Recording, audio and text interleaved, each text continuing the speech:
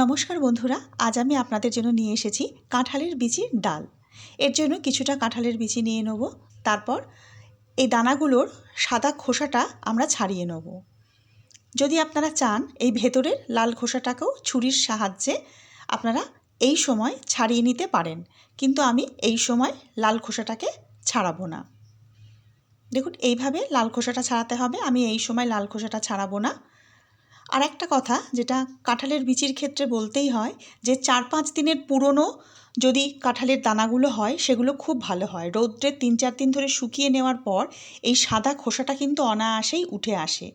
কিন্তু যদি টাটকা হয়, মানে একদিন পুরনো কাঁঠালের বিচিগুলো হয়, সেক্ষেত্রে কিন্তু খোসাটা ছাড়ানো খুব শক্ত। দেখুন, এটা গতকালকের কাঁঠালের দানা। এটা কিন্তু দেখুন, আরেকটাও দেখাচ্ছি।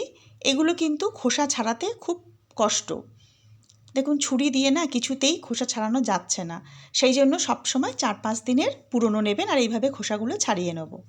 তারপর কুকারের মধ্যে জল দিয়ে কাঁঠালের দানাগুলো দিয়ে প্রয়োজন মতো সিটি দিয়ে আমরা এগুলো সেদ্ধ করে নেব। দেখুন, সেদ্ধ করার পর ঠান্ডা করে নিয়েছি আর দানাগুলো কিন্তু নরম হয়ে গেছে। এবারে এর যে লাল খোসাটা যতটা সম্ভব আমি ছাড়িয়ে নেব হাত দিয়ে।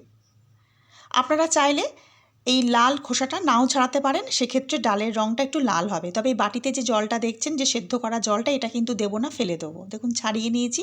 এবার একটা পেস্ট করে নিয়েছি।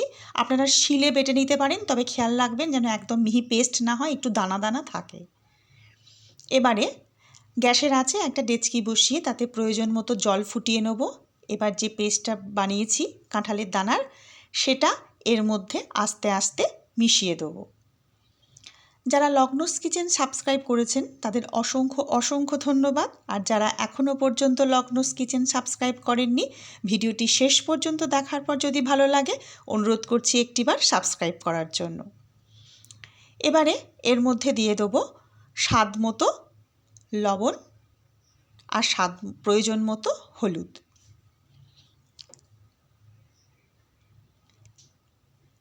এই নুন হলুদ দেওয়ার পর ভালো করে বেশ কিছুক্ষণ ধরে এই ডালটা কিন্তু ফুটিয়ে নিতে হবে। যত ফোটানো হবে তত কিন্তু গাঢ় হবে। অল্প একটু সময় ধরে ফুটিয়ে নিলে কিন্তু হবে না।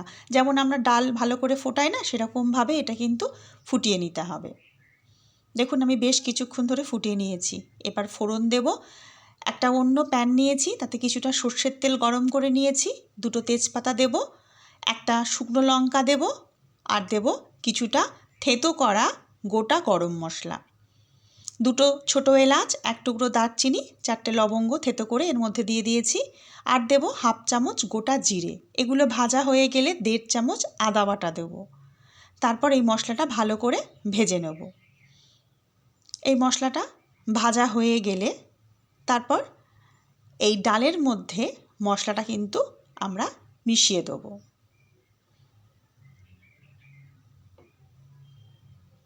আস্তে করে ঢেলে দেবো এর মধ্যে। তারপর একটুখানি ডাল তুলে নিয়ে যে প্যানটায় মশলাটা ভেজেছি, সেই প্যানটা ধুয়ে আবার ডালটা এর মধ্যে ঢেলে দেবো। তাতে ওর গায়ে যে মশলাটা লেগেছিল সেটা আর নষ্ট হলো না। এটা না অনেক পুরনো দিনের একটা রেসিপি।